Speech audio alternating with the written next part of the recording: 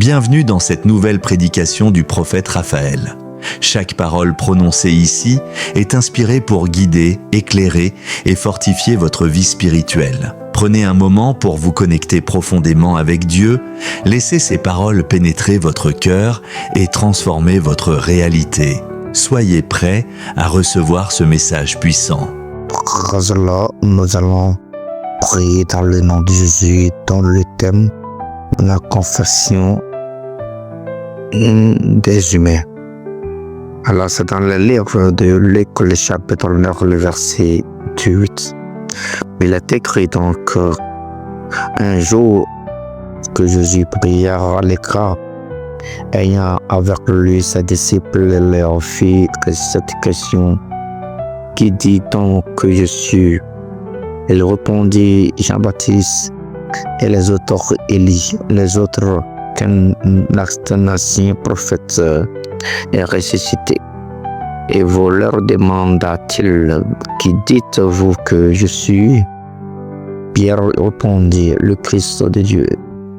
Jésus leur recommanda sévèrement de ne le dire à personne. Ils ajoutèrent qu'il fallait que le Fils de l'homme souffrit beaucoup, qu'il fut rejeté par les anciens, par les principaux sacrificateurs et par les scribes, qu'il fut mis à mort et qu'il ressuscita le troisième jour.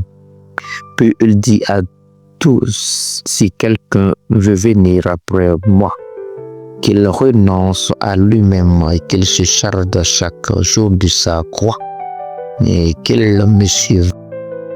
Car celui qui voudra sauver sa vie la perdra, mais celui qui la perdra à cause de moi la sauvera. Alors, je m'en vais prendre cette parole pour vous dire que l'Éternel Dieu nous pardonnera de tout. Et du coup, si quelqu'un a un problème de maladie, de problème, il est établi parce que qu'il se charge chaque jour de sa croix, ça veut dire quoi? Le fait d'accepter Jésus comme sauveur et sauveur, et Seigneur sauveur, c'est-à-dire, existe non seulement que leur croix à la vérité de l'évangile, mais également que l'on s'engage personnellement à suivre en se sacrifiant pour lui. Marc 8:34. Le choix entre le don de soi ou une vie basée sur la sanctification de ses propres désirs est un choix qui s'impose au quotidien. C'est ce choix qui déterminera notre sort éternel. Celui qui la perdra, c'est l'on fait de l'acquisition du beauté, du bonheur, c'est-à-dire, et du plaisir, au lieu de la recherche de la volonté de Dieu et de la mise en pratique de ses principes, le but de notre vie, alors nous finirons dans le déception et la ruine.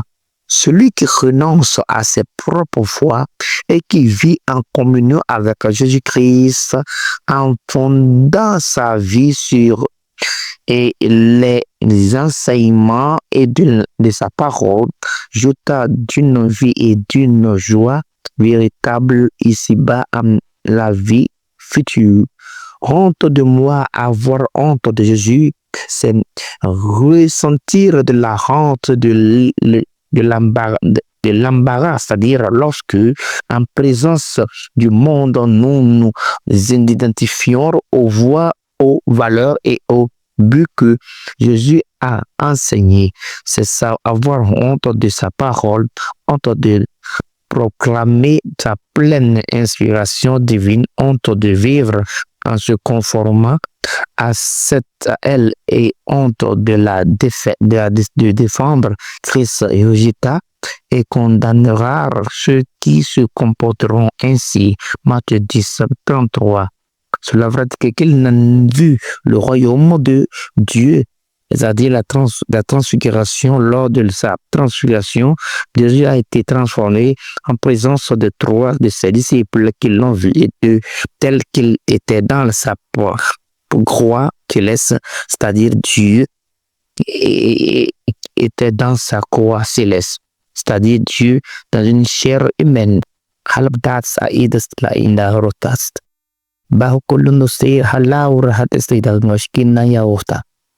Batna isas eng indah kuholi kahatas di ari andi hawastat. Au nom de Jésus-Christ, on a prié. Amen. Merci d'avoir écouté cette prédication. Si ce message vous a touché, partagez-le avec d'autres et laissez un commentaire pour nous dire ce que cette parole a changé dans votre vie. N'oubliez pas de vous abonner à la chaîne et de cliquer sur la cloche pour ne manquer aucune nouvelle prédication. Que Dieu vous bénisse abondamment.